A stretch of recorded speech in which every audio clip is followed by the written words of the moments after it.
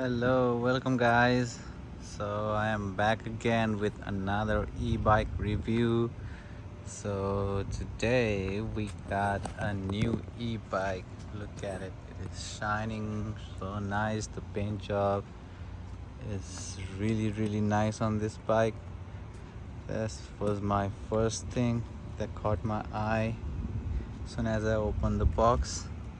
Was this shining paint. Look at it. So yeah, this is a new dual motor e-bike that I got my hands on today.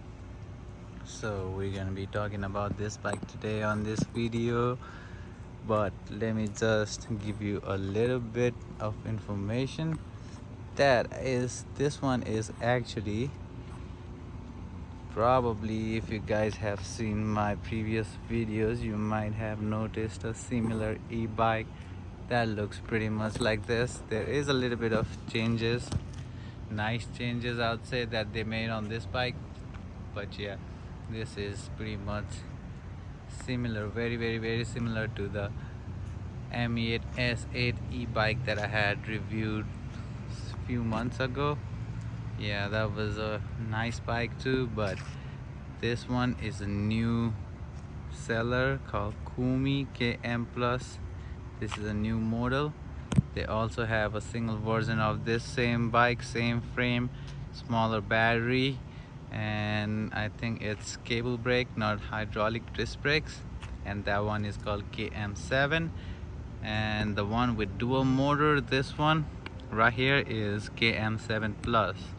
So on km7 plus, the Koomi km7 plus, you got two motors, front and back, and then you got a 48-volt 25 amp hour battery, and then hydraulic disc brakes over the single motor version.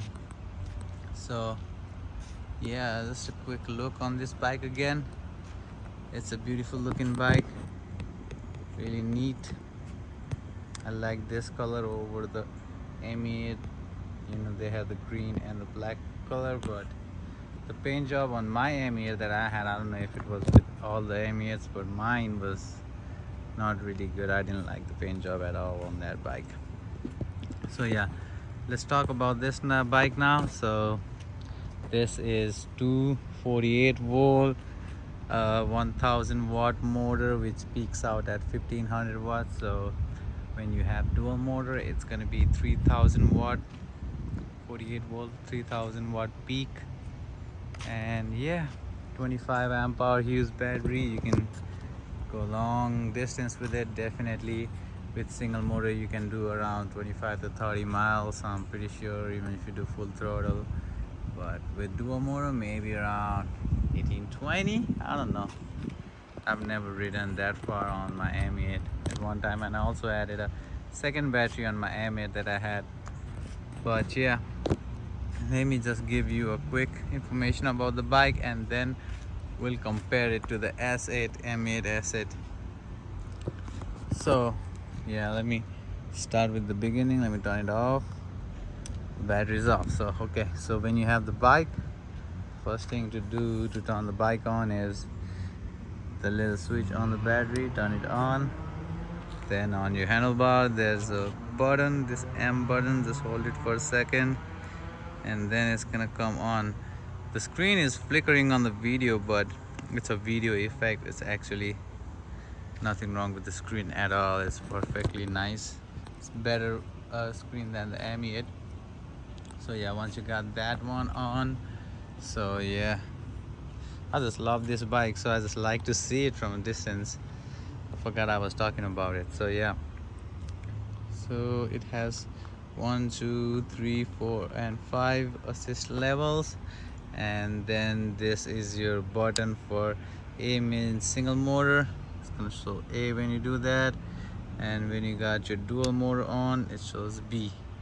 This is something better than M8, which didn't really have this function to see on the screen if you're single or dual motor on. All you had to do was look at your you know, what you call the switch, and then if the switch is messed up, you don't know.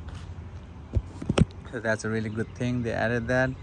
And then next to the control of your display there is your controls for your front and back motor, and then your turn signals. It does not have your turn signals on the front, but it does have turn signals on the back, as you can see.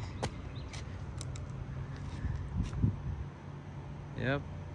And then that's your headlight. I had my headlights on, so let's see, this is when it's off, and then when it's on, that turns on. Nice. And we got our brake lights right here. Okay, that's pretty nice. I wish they had the front turn signals too, but yeah, it is what it is. Still not bad. And the headlight in the front, it's a bright headlight. It is actually, I don't know the lumens on it, but one thing I like about this bike said like it's that it has a halo light over the actual headlight. It is on. I don't know if you can see it on camera, but yeah, it is on. And then when you turn your headlight on, this one turns on. So yeah, that kind of works as your fog light too, and also gives a nice look on the bike. And it also has upgraded what you call calipers and hydraulic disc brakes than the previous DIY Island. These are some semi-log, I guess 2-piston hydraulic brakes, but man, these work really good. The inner handles feel pretty premium than the DIY Island. And the suspension, this one looks like there is some adjustability, so that was missing on M8. Feels a little better. The front suspension kind of feels a little stronger too. I don't know if it's the same or looks same, but kind of looks different at the same time. But yeah, that's that. And yep, well, pedals, all that, pedal assist, all that stuff, I don't really talk about that because you know, mostly people who buy these bikes, they don't really pedal, or if they do, I don't know. But yeah, I don't.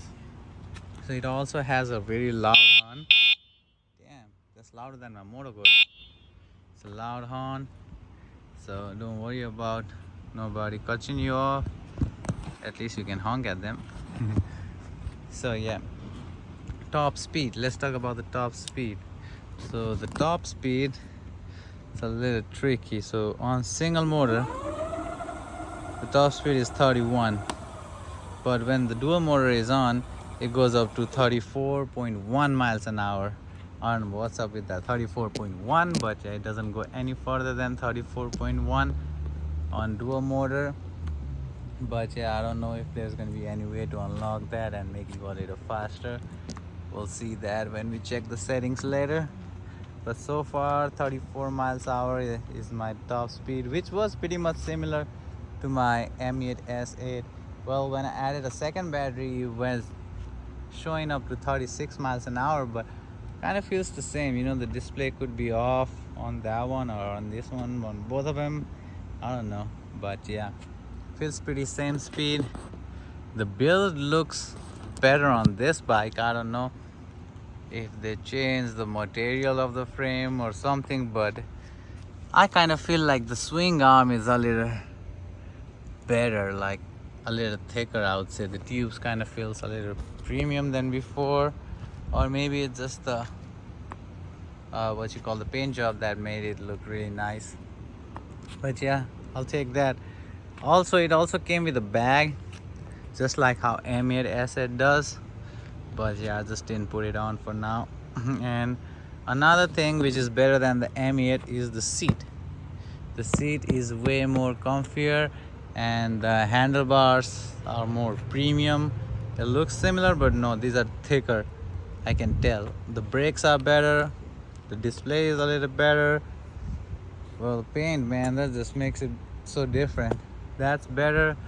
But yeah, it's a really nice e-bike. I've already purchased this bike before, and I had done around 500-600 miles before I sold that bike, and I've always missed that bike. But yeah, we'll see. I had done a lot of upgrades to that bike, and I know about the components of this bike, and it's a solid bike. And and I know this is gonna be easy to. What's that? I didn't see that. Oh, okay, the controller. Maybe these things are a little. They probably have made some difference in connections and stuff, I think. But yeah, we'll get to the controller one of these days and figure that out too. And thank you for watching, guys.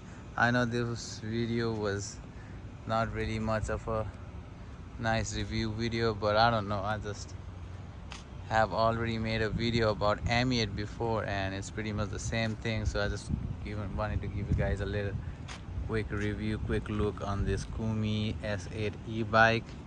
Top speed 34.1 miles an hour, 48 volt, 25 amp hour battery. Looks badass.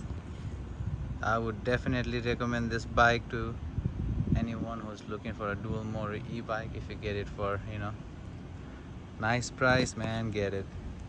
Don't overpay for it. But yeah, if it's decent price, get it.